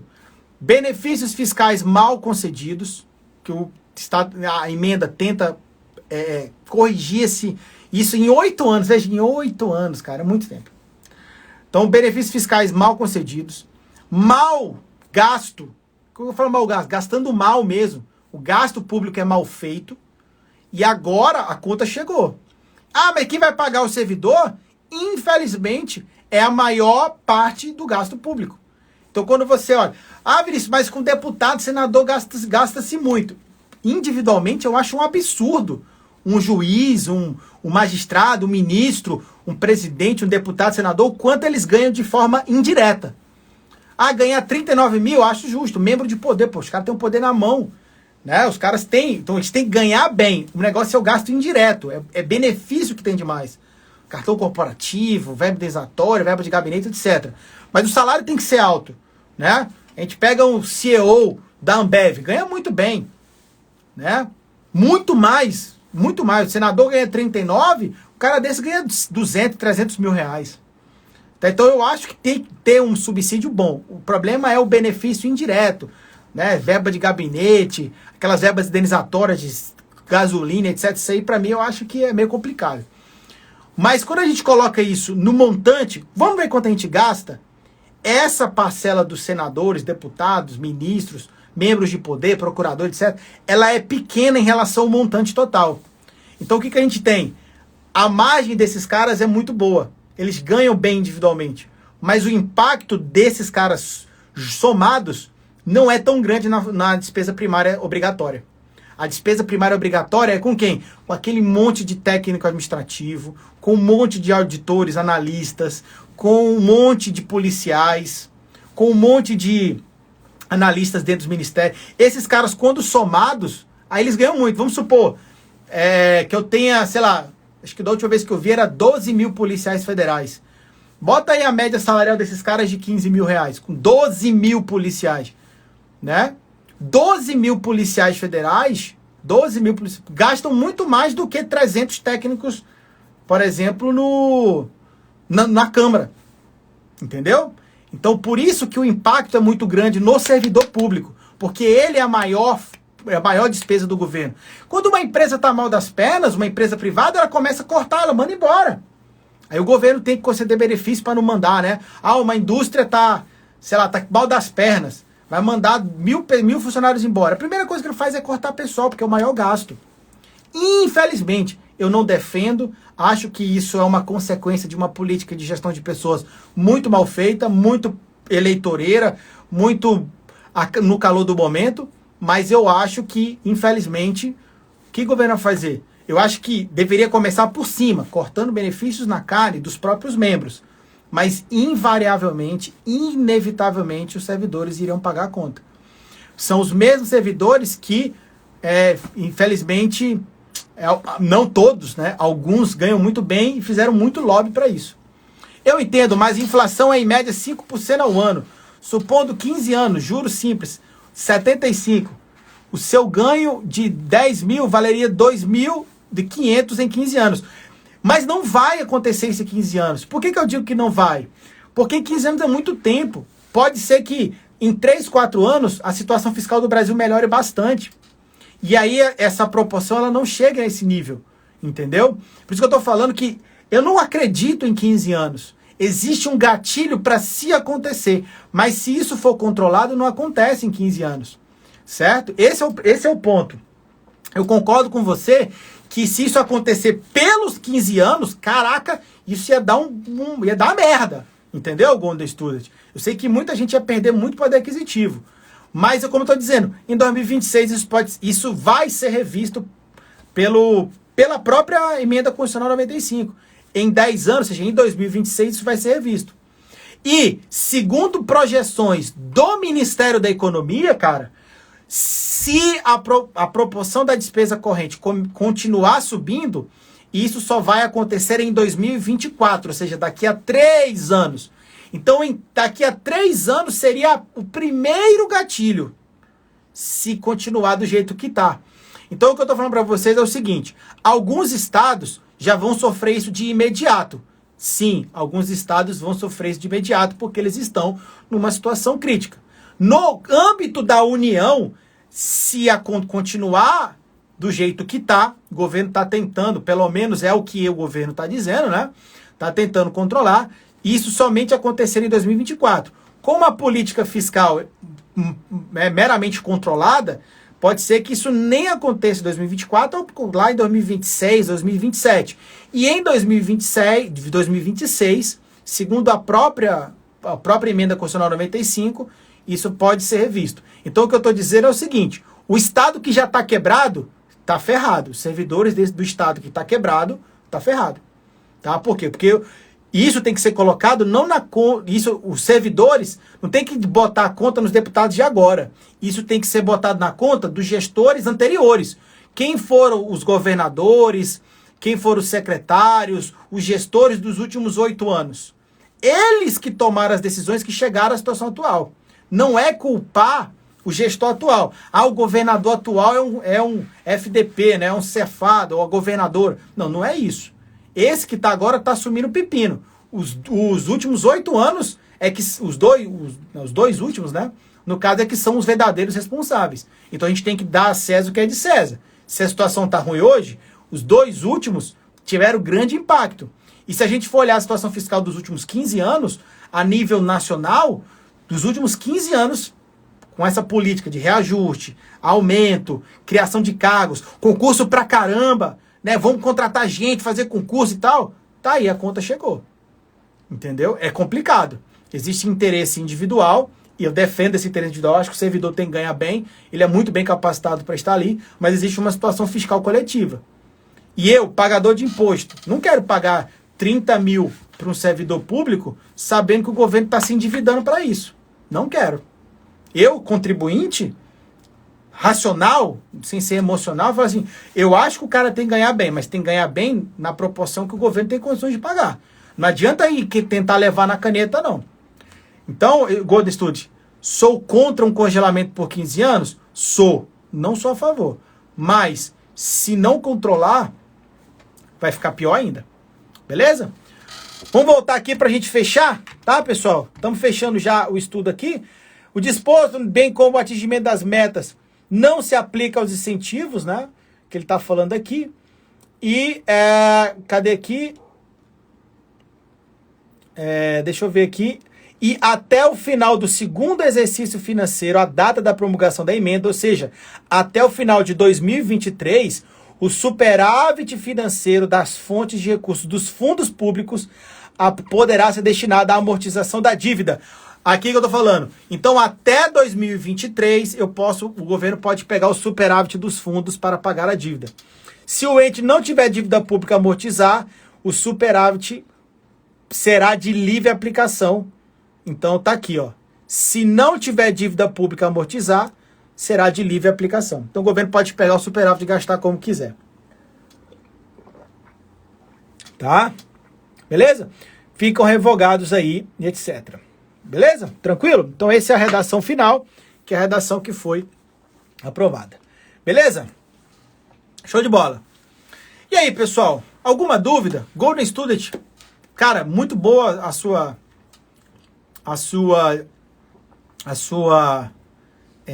exposição, né? Realmente muito bacana mesmo aí seus comentários. A gente até comentou, né? Você falou para ser o mais técnico possível. E é como eu falei para você, cara. Aqui eu não vou defender governo A ou B, não. Eu vou ver o que tá que a situação fiscal ela é complicada. Eu tinha feito um estudo uma vez que se o governo tivesse uma taxa de crescimento de 3% em 2016, a partir de 2016, o governo ia levar 12 anos para chegar à situação fiscal que tinha em 2010. Então, ou seja, uma taxa de crescimento de 3% ao ano, né, ia levar 12 anos. Isso em 2006, nós estamos em 2021. Então, a gente está falando que o governo, a uma taxa de crescimento de 3%, o governo vai levar 20 e tantos anos para chegar a uma situação fiscal que tinha em 2010. Que fazia quase 10 anos da LRF, que proporcionou, né? Nós tivemos o governo atuou em 3 frentes na década de 90. Tinha uma frente monetária, poder da moeda, a cambial, que o Plano Real resolveu o problema cambial e o problema monetário.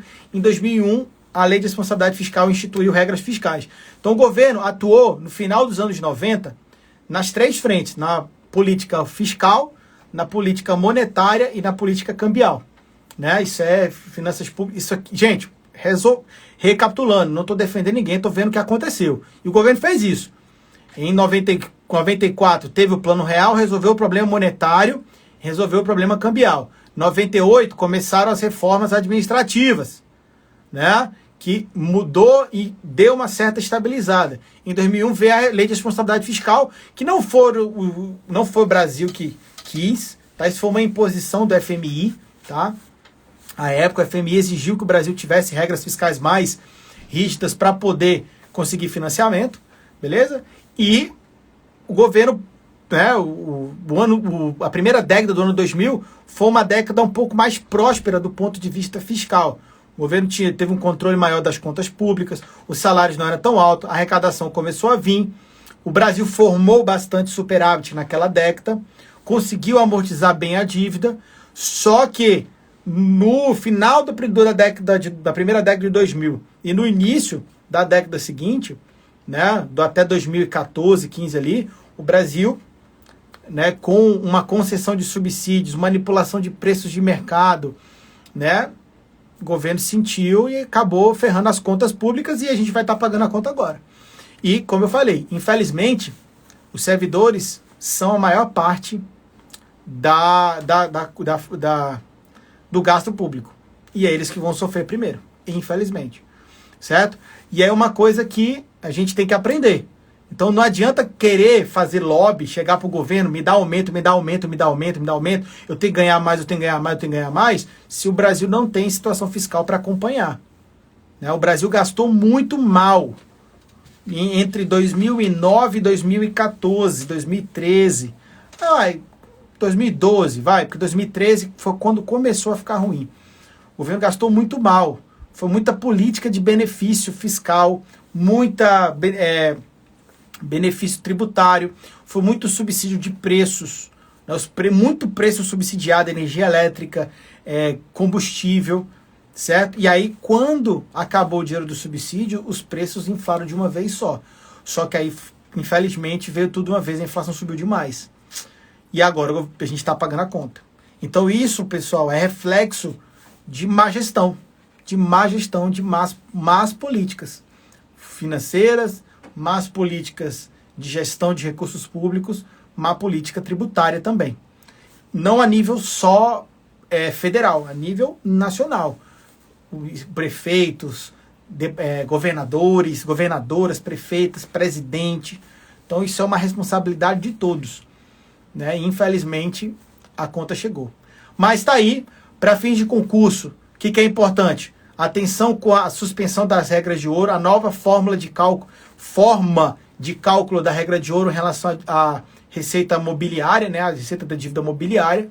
Atenção quanto às regras específicas em caso de calamidade pública e as suspensões dos limites das regras impostas sobre gastos públicos, porque com certeza será cobrado em prova. Beleza? Dúvidas, perguntas, pessoal? Já vamos para quase 2 horas de live. Muita coisa bacana, falamos muita coisa mesmo. Alguma coisa aí, pessoal?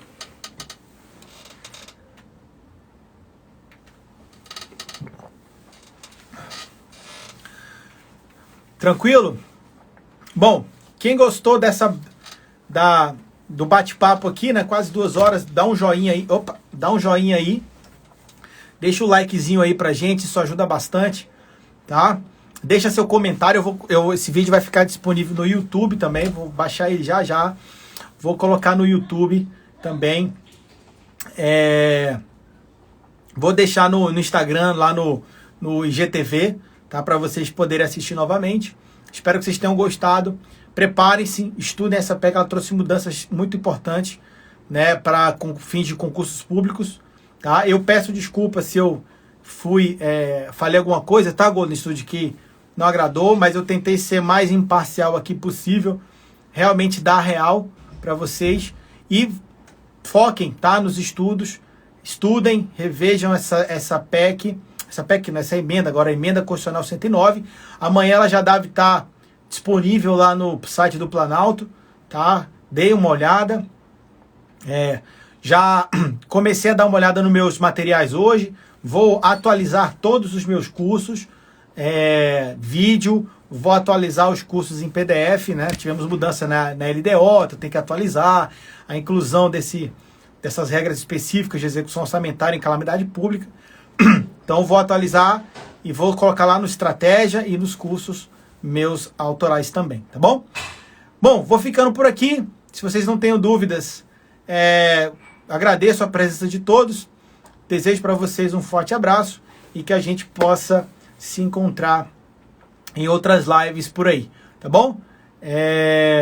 Tamo junto, tá, pessoal? Tamo junto. Espero que vocês tenham entendido.